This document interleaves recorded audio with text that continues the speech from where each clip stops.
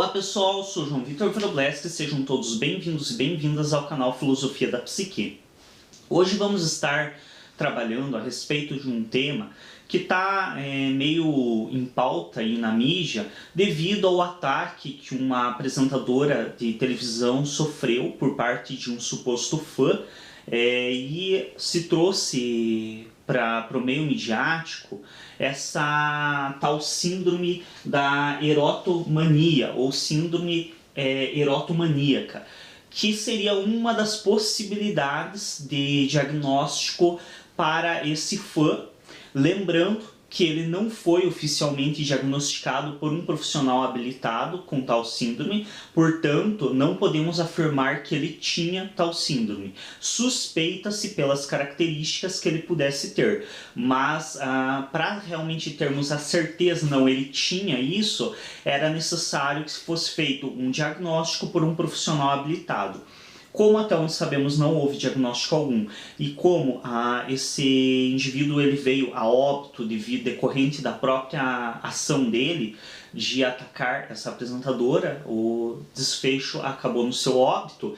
Devido a isso nós talvez nunca saberemos se de fato ele tinha essa síndrome ou não. Mas enfim, devido a esse evento, foi trazido para debate, principalmente no meio midiático, na internet, na televisão, esta síndrome que pode ser chamado de erotomania, erotomaníaca ou síndrome de Clarenbelt, que é o sobrenome do psiquiatra francês que fez o primeiro relato desse tipo de caso. Ou eu encontrei alguns outros nomes, como por exemplo o síndrome do amor platônico, algumas coisas que chegam a ser ofensivas com a filosofia, considerando que o amor platônico não tem muito a ver com isso. Mas em todo caso, os nomes mais comumente utilizados é síndrome erotomaníaca ou então síndrome de Clarenbelt. Eu não vou citar o nome da apresentadora, o nome dos envolvidos. Primeiro que eu não tenho dinheiro para pagar advogado e processo, se alguém resolver me processar por utilizar o nome sem autorização. E segundo que para quem está no ano de 2016, final de maio, sabe bem de qual caso eu estou me referindo. Se você não está nesse contexto, pode procurar as notícias desse período, ou também não vai fazer diferença, porque o importante aqui também não é trazer as notícias da semana, mas sim debater a respeito dos assuntos que são de interesse da psicologia e da filosofia. Nesse caso é de nosso interesse discutir um pouco sobre o que é esta síndrome da erotomania e como ela ocorre, quais são as características do indivíduo. Bom, vamos começar então pelas descrições deste psiquiatra francês, que foi a primeira pessoa a escrever a respeito, como que ele descreveu esta síndrome. Para quem quiser também ler mais a respeito, tiver interesse, curiosidade, eu vou estar deixando uma referência na descrição deste vídeo, e é uma referência bem bacana. Eu me utilizo geralmente de vários artigos para ler, para falar sobre um tema, e deixo um deles que é o que eu considero assim mais completo, que é mais interessante. Eu costumo deixar a referência na descrição para o pessoal poder acessar, mas esse é um tema bem comum, então vocês não terão muitas dificuldades. Para quem for de interesse pesquisar na internet a respeito, vocês não terão muitas dificuldades para encontrar material científico a respeito. Eu encontrei vários. Bom, uma das características desses indivíduos é que quando eles são portadores, no caso da síndrome de erotomania, é que eles costumam ser um pouco mais reclusos socialmente, então eles não têm uma vida social muito ativa. O que isso quer dizer? Que a pessoa não é aquela que costuma ir para o bar beber com os amigos, ficar saindo com pessoas pouco conhecidas ou que não sejam familiares muito próximos. É uma pessoa que ela costuma ficar mais retraída em casa, mais na dela. E também são pessoas que normalmente elas acreditam que uma pessoa em geral de condição social, intelectual ou de aparência superior a delas, e aí como que eu sei se a pessoa tem aparência, condição intelectual superior à do sujeito?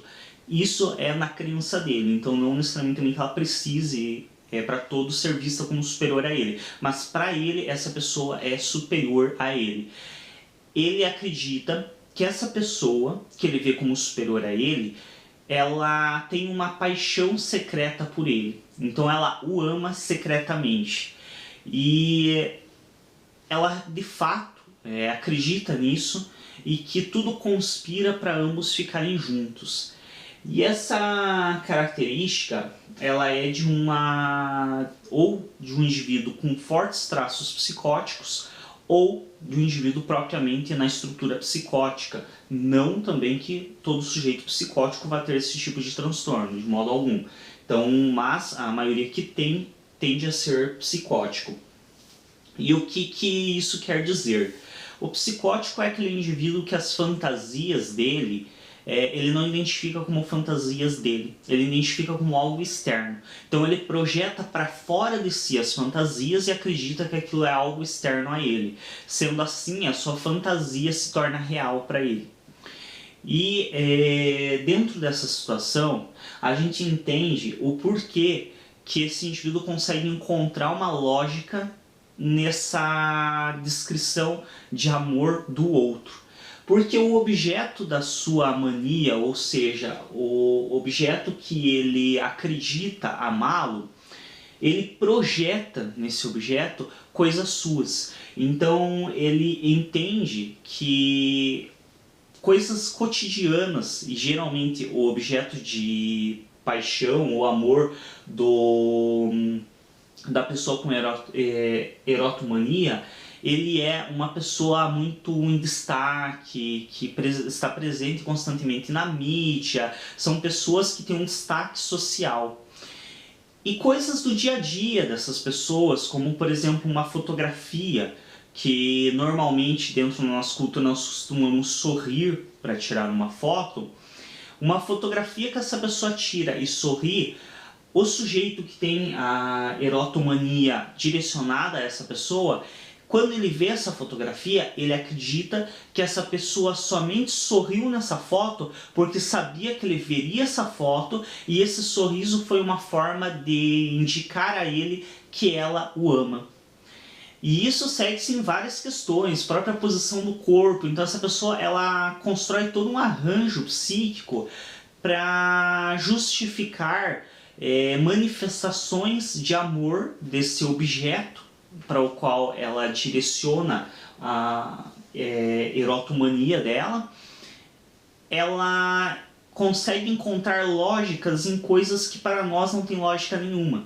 E que para ela é o inverso. Para ela não tem lógica você não entender. Mas como que você não entende que a pessoa só sorriu porque eu veria essa foto? Para ela isso é mais do que óbvio. E aí nós entendemos a questão do reforço na própria alucinação. Então isso seria uma alucinação da pessoa que ela vê uma coisa que é cotidiana, que é comum, como por exemplo um sorriso para uma foto, ou uma frase que a pessoa deixou, por exemplo, na página da rede social dela, ou então uma posição corporal que ela fez durante uma gravação ou durante uma fotografia. Ela entende isso como manifestações, sinais de amor dessa pessoa por ela. E a partir do momento que ela entende desse modo, ela tende a ter ainda mais alucinações, porque afinal ela está confirmando que essa pessoa de fato a ama. E a partir do momento que ela tem mais alucinações, ela vai reconfirmar novamente que essa pessoa ama. Ou seja, isso vira um ciclo vicioso. Porque ela vê, por exemplo, um sorriso da pessoa e ela acredita que esse sorriso é um indicativo que essa pessoa está dando para ela que a ama. E aí isso faz com que ela cada vez mais acredite nisso e automaticamente ela vai ter mais alucinações ainda e vai identificar coisas mínimas como representações de amor, então coisas cotidianas. E isso acaba virando uma bola de neve até um nível que muitas vezes pode acabar resultando no caso referido anteriormente, onde a pessoa realmente foi atrás do objeto da sua alucinação. Aqui entenda-se que estamos supondo, ninguém aqui está falando que o indivíduo de fato tinha a síndrome de Klein-Belt, mas as características dão indícios disso, e em alguns casos ocorre do indivíduo ir até o seu objeto, e aí pode tanto tentar ferir pessoas que estão próximas de quem é o seu objeto de direcionamento, porque acredita que essas pessoas estão tentando fazer mal para a pessoa que o ama, como também ele pode tentar fazer algo com a própria pessoa devido a essa pessoa em determinado momento não corresponder mais, ou então não se demonstrar de fato legítimo o que o indivíduo acreditava. E aí entramos também nessa questão do reforço na própria alucinação, na compreensão de que não é preciso que esse outro manifeste nenhum tipo de retribuição. Então às vezes a gente vê o comentário um pouco leigo de que se a pessoa não tivesse dado brecha, não tivesse correspondido de algum modo, não teria chegado a isso. Talvez teria sim, porque se no caso da erotomania, o indivíduo não precisa de uma correspondência real, porque como ele fantasia e ele entende a sua fantasia como real, ele próprio cria a correspondência. Então, por mais que a pessoa nunca tenha visto na vida o indivíduo, por mais que ela nunca tenha se comunicado com ele, nunca tenha direcionado nada para ele, ele consegue fantasiar e criar o direcionamento para ele de atitudes dessa pessoa. Então não se faz necessário nenhum tipo de correspondência real para que o sujeito que tem essa síndrome de Klein-Belt entenda que o outro de fato o ama. É isso, então só um pouco aí referente a esta síndrome que está um pouco em pauta atualmente. Espero ter deixado um pouco mais claro. E se você gostou desse vídeo, clica em gostei, se inscreve no nosso canal e até o próximo vídeo.